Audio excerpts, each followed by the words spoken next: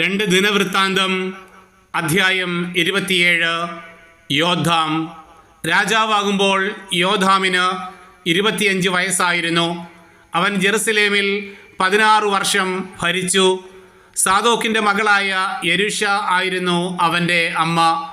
പിതാവായ ഉസിയായെപ്പോലെ അവനും കർത്താവിൻ്റെ മുൻപിൽ നീതി പ്രവർത്തിച്ചു.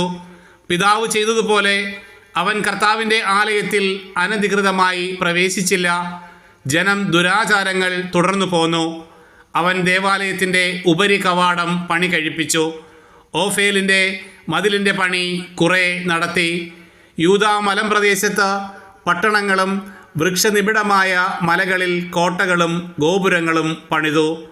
അവൻ അമ്മോന്യ രാജാവിനെ യുദ്ധം ചെയ്ത് തോൽപ്പിച്ചു.